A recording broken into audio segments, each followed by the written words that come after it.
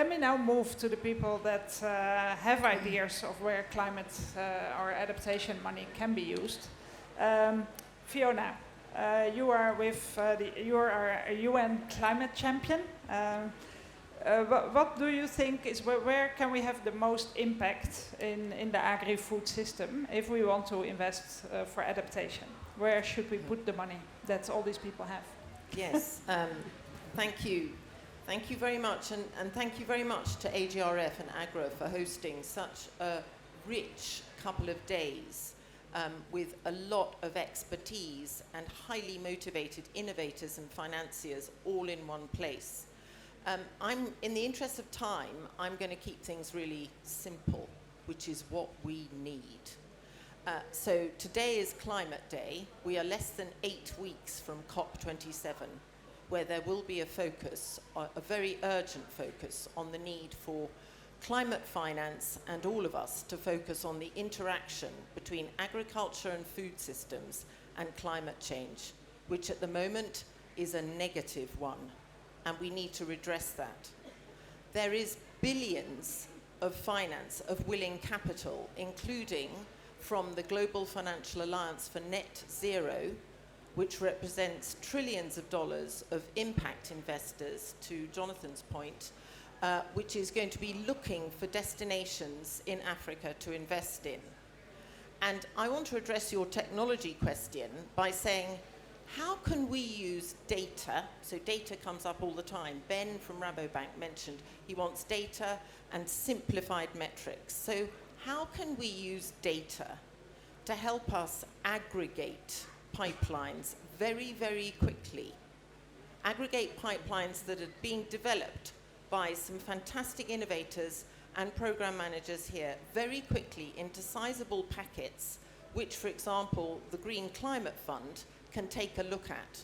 Now, of course, we need organizations who can do that, but I think there must be a role of data in doing this, and we need some fabulous data technologists, a lot of them work for big corporate financiers, to come in and make sense of this system. And then I have one last request, and I'm a generalist, so I'm not going to answer the question what kind of data works for farmers, although that's absolutely critical. But then how can we simplify some of the metrics, right, which combine, and I'm being deliberately controversial here, mitigation and adaptation, because we have to do both, and which make it easy for SunCulture, 1 Acre Fund, for ICRAF, IUCN, and multiple others with really good programs on this continent, many more, who can apply for this funding. How can data help them develop proposals which don't require working 24/7 to try and apply for some money when you've also got to engage with partners on the ground? I've been there, I know what it feels like. And then finally, we have some fantastic geospatial data systems now being developed, including ones coming online from Google, Bezos Earth Fund, and so on. So we have the metrics. What we need is data to help act better as an aggregator for all of us to get the money flowing. And that really is an urgent problem which we can answer so that the funders on here can release their funding. Thank you. Thanks, Fiona. I think, yeah, we can maybe clap for that, right? Because we need to simplify and we need to get the money flowing, right? It feels really frustrating that there's so much money around, and yet yesterday we saw the 20 go-getters, young entrepreneurs. They are asking $50,000, right, for fantastic solutions that can change a lot of things on the continent. So what is the gap that we need to address? 1 Acre Fund, you're on the ground, you're working with farmers. What have you been able to invest in already that is changing the lives of farmers to have food security for 10 or 11 months in a year? Please share your experience. Thank you. Milindi, Sibomana from 1 Acre Fund. Yes, I think, as you said, we work with smallholder farmers across about 8-9 countries in Africa. I think what we have been trying to invest in terms of climate resilience and adaptation is looking at what are the solutions that are out there, scientific solutions to help smallholder farmers be resilient. But the question is, how then do you adapt those solutions for smallholder farmers? Because smallholder farmers are not the same everywhere. So we have been looking at improved seed. We have been looking at reforestation. We do about 20 million trees in Rwanda every year. We're also looking at the other side of the value chain, looking at market access. Because one of the biggest challenges that we've seen is it's easy for us to talk to farmers and tell them to diversify their portfolio. But what happens when the farmer doesn't have a market for what you're trying to help him diversify into? So really looking at the market piece is where we find there's a lot of gaps in the region. And we have really been investing in that. We do a lot of aggregation, buybacks, and selling to processors here in Rwanda. We're also investing in small to medium-sized enterprises with the avocado value chain, for example, so that when we go to farmers and deliver seedlings, we tell them the seedlings for the avocado will help also with soil erosion. We know that at the end, there's somebody who will be able to buy the avocado that's coming from that tree, and also we know that it's nutritious for the farmer. So I think the investments are around diversification, but also thinking about the whole value chain. And I think maybe one thing that I agree with everybody on the panel as have spoken before me is the data is important. I think the data is not just important for funding. I think the data is also important for us to know how to improve our services. So if anybody's talking about monitoring and evaluation, it's so that we can go back and say, okay, last time we delivered these species of trees, the adoption was not that great. Why was it not that great? We know that technically it's supposed to be solving a problem, but unless we engage with the farmer and collect that data repeatedly and from a large enough sample, it makes it impossible for us to provide the right service or the right product to the end user. So I'll keep it short, and if there are any questions, I'm happy to take them. No, thank you very much, and thank you for making that point that we need to learn more from each other, because things are happening, so we need to exchange more and learn and not repeat the same mistake, because we don't have the time to make make mistakes twice, right? Yeah, exactly. So thank you for bringing up that point. I want to go to Tanguy Boussard, because you are a climate adaptation company, I would say. The product you have in itself is helping farmers to adapt to climate change. So how can it become more accessible to smallholder farmers, in your view? Because we had heard the story from, I can't remember who it said, but it said the gap between smallholders and commercial farmers is quite big, right? So how does the money land where we want it to land, the most vulnerable? Thanks. Yeah, thank you for your questions. Thanks for to everybody. So I represent SunCulture. We are a startup, mainly focusing in Kenya right now, and we provide smart tech irrigation systems with obviously IoT enabled, which come to the data point. And I think I would understand the question that's asked right now into how could we scale? How could we realistically make a difference? How could we make an impact? How do we achieve this as an operator, a commercial operator, like a startup? How do we move from selling 1,000 systems a month to 10,000 to 20,000 a month? And for what I heard today, I think there's a full range of solutions and everybody's involved. But to my point of view and to SunCulture's point of view, there's two answers to that question. The first one is affordability. We've been talking here and through this beautiful week about how to mobilize funding, how to have creative instruments. But at the end of the day, I think as IFAD said quite nicely, at the end of the day, the question is that how does the smallholder farmer can afford the solution which we have developed, or the whole ecosystem of private sector has developed, because the market is not in question, it's proven. The product fit, our solution, or many other solutions are also proven. The availability of money is proven, but how does that last piece, that customer who is going to make a difference and become resilient, how does he access the product? And it's through affordability. And we, as SunCulture, we've tried to obviously address this by providing credit on our own balance sheet, by working on tax incentive with governments, by trying to access the lowest cost of capital, which is also one of the answer.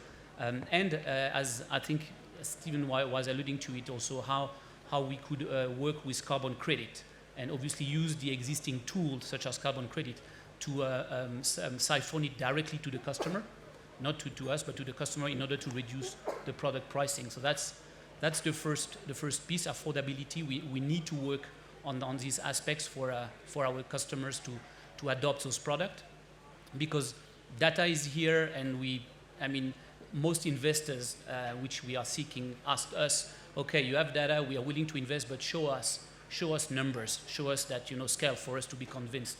And that's what we're saying, like, yeah, okay, but we need to solve that affordability piece in order for the market naturally to grow and to buy, and then we would have the problems of supply more than anything else. And the second piece is, I think the new currency in these days, which is time. We're saying Africa and like the rest of the world is in danger. It's today, and how do we invent new mechanism whereby we all know through all the donors today, present here today, and most investors, that money is not a problem. It has been said today. But how do we, while respecting the due diligence process and all that, how do we make an investment decision where we can bring that money now to the customer in 6 months' time, and not in 2 years of due diligence and millions of fees and all that? How does that money reaches the customer like this? That's, I think, the bold action that the whole financing environment needs to make. Thank you. Thank you.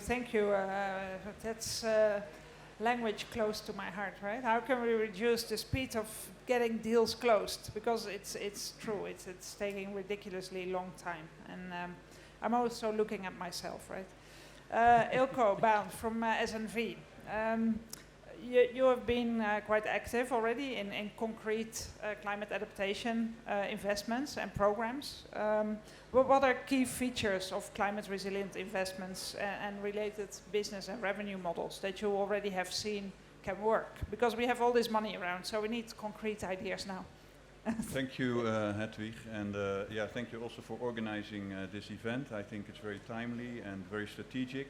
Also in view of COP27, as SNV, we are also co-hosting the food pavilion at the COP27, and we are responsible also for 1 day on sustainable financing and investment, and we will seek to feed the results of this event also into that.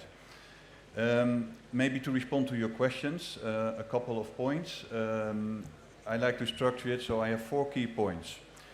First point is that the feasibility of climate resilient investment is context specific. So this may sound like an open door, but I think it is very important. As SNV, we have been supporting solutions which are seed smart, water smart, energy smart, carbon nutrient smart, and weather smart. And we did that for quite a number of different crops in different contexts. And there is no one size fits all. So there is context-specific solutions, and we need to have the information to support those context-specific solutions. So in this regard, we believe that collaboration with knowledge institutes is key, and this can feed the information for policymakers, but also investors and SMEs. And craft, the project Ben already referred to, we have a methodology where we basically look at more high over with suitability maps. We look at the feasibility of certain crops. Are they suitable for this area? Then secondly, we go into supporting the adaptation strategies and pathways. And this is then the basis for developing a climate investment portfolio by local financial institutes. You can't just go out of the blue, develop this. You need to have some information on that. And there, that research and data is important. So this is the first point, context specificity. Second point, investment is about incentives and risks.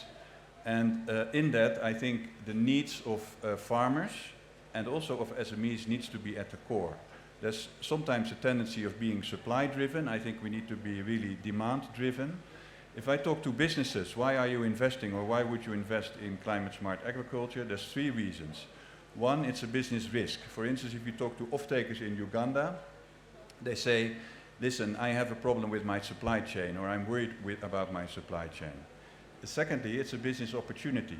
There's all kind of innovative, we have seen many of innovative business opportunities in the climate space, so it's also a business opportunity. And lastly, it is a reputational issue. Many larger businesses cannot afford not to have a story or not to contribute in a positive way to the environment. So this is my second point. It's about incentives and risks. Third point, service delivery models. Okay, let me then skip the third point and let me go straight to the last point. It's about de-risking. I think there's untapped potential on de-risking and leveraging private sector investment with public money. And not to try to give the whole picture, but there's different options there. We have public-private partnerships. We are working, for instance, with Orange, a mobile company in the Sahel, on climate adaptation services for pastoralists. There's also blending finance with technical assistance and financing. An example there is our collaboration with the Netherlands Investment Bank, FMO, where we are supporting the originating facility, developing inclusive and environmental business cases. And then we have innovation and challenge funds, where you often have public money leveraging for a ratio 1:6. So yeah, that is, I think, great untapped potential. So I would like to leave it here. Thank you. Thanks a lot, Eelco, for these concrete ideas.